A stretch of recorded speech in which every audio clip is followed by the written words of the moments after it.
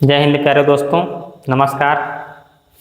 मैं आशा कर रहा हूँ कि आप सब अच्छे और मस्त होंगे और मस्त के साथ साथ आपका जीवन खुशहाल से बीत रहा होगा। आपका मेरे YouTube channel learn easy SSC में स्वागत है। जैसा कि जानते हैं आप सब कि मैं पॉलिटी पढ़ाना स्टार्ट किया हूँ और पॉलिटी के 3-4 चैप्टर पढ़ा चुका हूँ। आज मेरा ये 5वां वीडियो है। अगर आप लोग मेरे पिछले 3-4 वीडियो नहीं देखे हैं तो उसको ज़रूर देखिएगा, क्योंकि एग्ज़ाम के पॉइंट ऑफ व्यू से बहुत इम्पॉर्टेंट है और क्वेश्चन उसमें से अधिकतर फंसता है और बच्चे उसमें गलत ज़रूर करते हैं। इसलिए अगर नहीं देखे हैं तो उस वीडियो को जाकर ज़रूर देखें, क्योंकि वो हिस्ट्री का पॉइंट भी आता है और पॉलिटी का पॉइंट होता है। इसीलिए टीचर आपत्ति नहीं दायर कर सकते कि मेरे पॉलिटी से आया है कि मेरे हिस्ट्री से। आपको मैं अपने पॉलिटी के 5वें चैप्टर की तरफ ले चल रहा हूँ। मेरा 5वां चैप्टर आज का है संविधान सभा की समितियाँ तथा उसके अध्यक्ष। आप सब देख सकते हैं, लिखा हूँ संविधान सभा की प्रमुख समितियाँ एवं अध्यक्ष। तो मेरा पहला फैक्ट है संघीय संविधान समिति, और फिर देखो यहाँ मैं डैश करा हूँ और लिखा हूँ संघीय शक्तियों से संबंधित समिति। आप सब सोच रहे होंगे ना कि डैश किए हैं तो कुछ न कुछ इस बात मतलब इस लाइन में टॉपिक है। तो इसमें से 2 क्वेश्चन बनता है। पहला तो यही पूछ लेता है संघीय संविधान समिति के अध्यक्ष कौन है, और दूसरा जो पूछता है संघीय शक्तियों से संबंधित समिति के अध्यक्ष कौन है।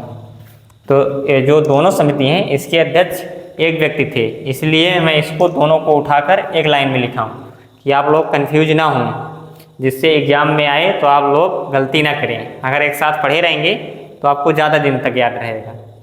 तो इसका उत्तर किस किस को पता है कमेंट कीजिए। अगर नहीं पता है तो मैं आपको बता रहा हूँ, इसका उत्तर होगा पंडित जवाहरलाल नेहरू।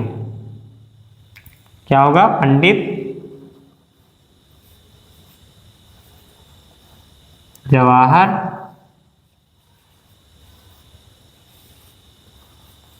लाल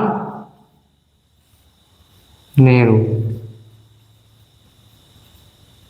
एक फैक्ट से 2 क्वेश्चन बनाना। मैं अब अगले फैक्ट पर ले चल रहा हूँ। मेरा अगला फैक्ट है प्रक्रिया विषयक नियमों से संबंधित समिति तथा संचालन समिति तथा झंडा समिति। तो इसमें 3 क्वेश्चन बनता है और अलग अलग उठा कर देते हैं। पहला पूछता है प्रक्रिया विषयक नियमों से संबंधित समिति के अध्यक्ष कौन है, फिर दूसरा पूछता है संचालन समिति के अध्यक्ष कौन है, फिर तीसरा पूछता है झंडा समिति के अध्यक्ष कौन है। तो जो तीनों समिति के अध्यक्ष थे एक व्यक्ति थे, इसीलिए मैं इसको उठाकर एक जगह करा हूँ। तो इसके कौन है आप सबको पता है? नहीं पता? इसके अध्यक्ष हैं doctor Rajendra Prasad. Doctor Rajendra Prasad.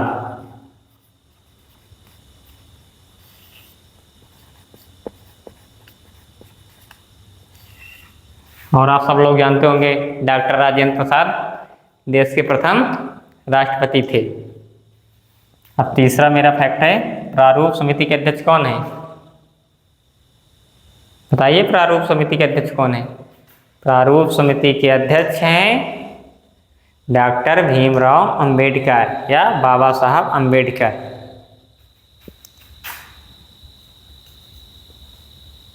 Doctor Bhimrao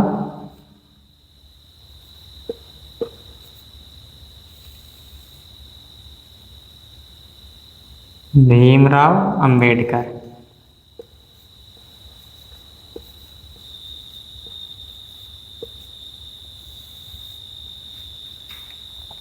मैं अब आपको अगले फैक्ट की तरफ ले चल रहा हूँ। मेरा अगला फैक्ट है मौलिक अधिकारों से संबंधित समिति के अध्यक्ष। फिर दूसरा प्रश्न बनता है अल्पसंख्यक एवं जनजातियों से संबंधित समिति के अध्यक्ष। तीसरा प्रश्न बनता है अपवर्जित क्षेत्रों से संबंधित समिति के अध्यक्ष। फिर चौथा पूछता है सलाहकार समिति के अध्यक्ष। 5वां पूछता है प्रांतीय संविधान समिति के अध्यक्ष। बताओ एक साथ साथ मैं 5 प्रश्न करा रहा हूँ एक फैक्ट में, और इसमें से यहीं अलग अलग उठा के दे देता है एग्जामिनर, बच्चे कंफ्यूज हो जाते हैं और गलत कर देते हैं। इसीलिए मैं इस पर रिसर्च किया हूँ और सबको एक जगह लिखा हूँ कि आप सबको याद हो जाए और भूले ना, एग्जाम में एक प्रश्न आए तो आपको उसको फोड़ कर आ जाए। तो इसके अध्यक्ष कौन है? नहीं पता? आपको ज़्यादा दिमाग नहीं लगाना है कि अल्पसंख्यक पूछा होगा तो डॉक्टर बाबा साहब अम्बेडकर होगा, क्योंकि वो अल्पसंख्यक से आते हो। तो शिक्षित वर्ग या राजाओं की कोई जात नहीं होती, जातवादिता पर मत जाना, ज़्यादा दिमाग मत लगाना। अल्पसंख्यक एवं जनजात अपवर्जित क्षेत्रों से संबंधित तथा सलाहकार समिति से संबंधित तथा प्रांतीय संविधान समिति के अध्यक्ष सरदार वल्लभ भाई पटेल थे। सरदार वल्लभ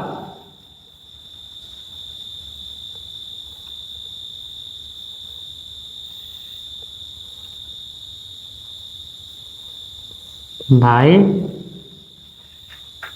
पटेल।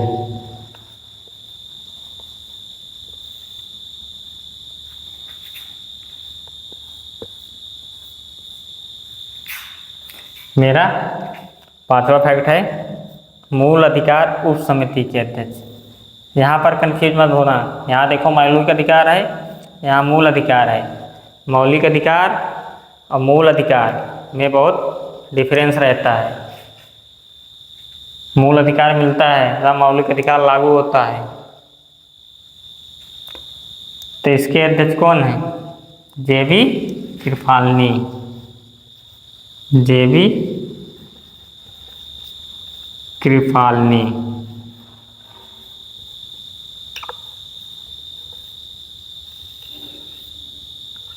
इनका पूरा नाम किस किस को पता है? कमेंट कीजिए। मैं इसको नहीं बताऊंगा, आपको कमेंट करना है जेबी कृपालिनी का पूरा नाम क्या है। बताओगे नहीं बच्चा, कमेंट नहीं करते हो, मैं बता दे रहा हूँ। तो इनका नाम है जीवंत राम भगवान दास कृपालिनी। जीवंत राम और भगवान दास, भगवान दास कृपालिनी। ठीक। अब मेरा अगला प्रश्न है अल्पसंख्यक उप समिति के अध्यक्ष कौन है? फटाफट बताओ, आप सबको बताना है फटाफट। कौन है? बताओ कि नहीं यार, तुम लोग एक भी प्रश्न का उत्तर नहीं देते हो। मैं कल भी पूछ रहा था, कमेंट में नहीं आया उत्तर, सिर्फ वीडियो देख लिए हो, कमेंट नहीं किए हो, जिससे आपको याद हो जाए। तो इसके हैं एच.सी. मुखर्जी। एच.सी.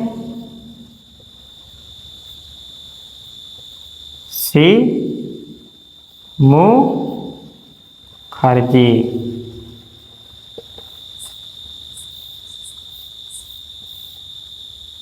एच.सी. मुखर्जी, सही से लिखा नहीं रहा। एच.सी. मुखर्जी। ठीक। इनका पूरा नाम आपको बताना है, मैं बताऊंगा नहीं। आपको इनका पूरा नाम कमेंट करना है। हरेंद्र कुमार मुखर्जी। ठीक है, बता दिया क्या? कमेंट करना है लेकिन बता दिया तब भी। अब आपका अगला फैक्ट है कार संचालन। बताइए कार संचालन। कार संचालन, कार संचालन के अध्यक्ष कौन है? कार संचालन समिति के अध्यक्ष हैं के.एम. मुंशी। के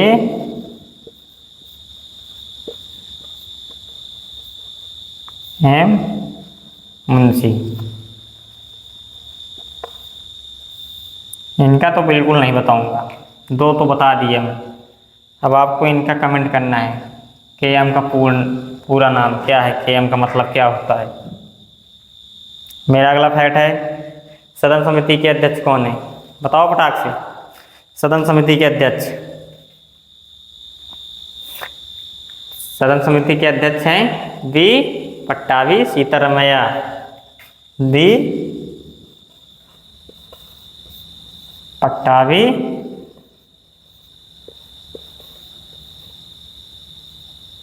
बी पट्टाभी सीतारामैया। सीतारामैया,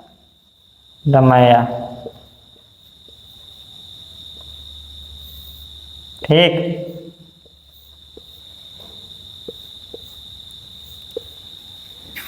याद रहेगा ना, सदन समिति के अध्यक्ष बी पट्टाभी सीतारामैया। अब बताओ, मेरे 2 फैक्टर और रह चुके हैं, आपको बताओ संविधान सभा के कार्यकारण संबंधी समिति के अध्यक्ष कौन है? संविधान सभा के कार्यकारण संबंधी समिति के अध्यक्ष बताओ कौन है? बताओ भाई। जीवी मावलंकर हैं, जीवी। इनका नाम मुझसे बनता नहीं यार, मैं भूल जाता हूँ, अटक जाता हूँ, आप जान जाना। जीवी मावलंकर, इनका भी पूर्ण नाम बताओ क्या है? जीवी मावलंकर का पूर्ण नाम, मतलब जीवी का मतलब बताओ। जीवी का मतलब, जीवी का मतलब मैं बता दे रहा हूँ, गणेश वासुदेव। ये बा नहीं रहता, हुआ रहता है, ठीक। मैं बा गलती से लिख दिया हूँ, क्षमा चाहता हूँ उसके लिए। गणेश वासुदेव, गणेश और वासुदेव।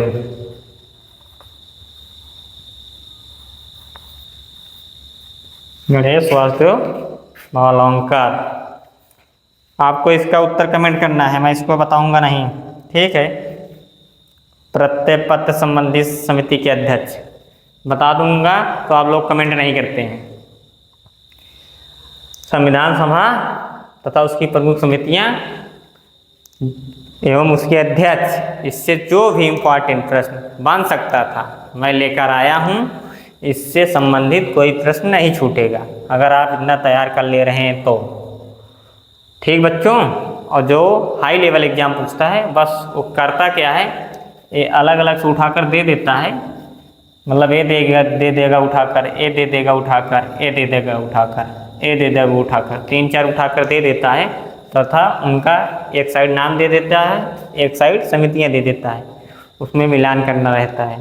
तो ये पेपर मतलब जो फिर वो एग्जाम के पॉइंट ऑफ व्यू से बहुत हार्ड बन जाता है। ये सब वनडे एग्जाम में नहीं बनता, ज़्यादातर PCS, BPSC या TGT, PGT ऐसे एग्जाम में बनता है।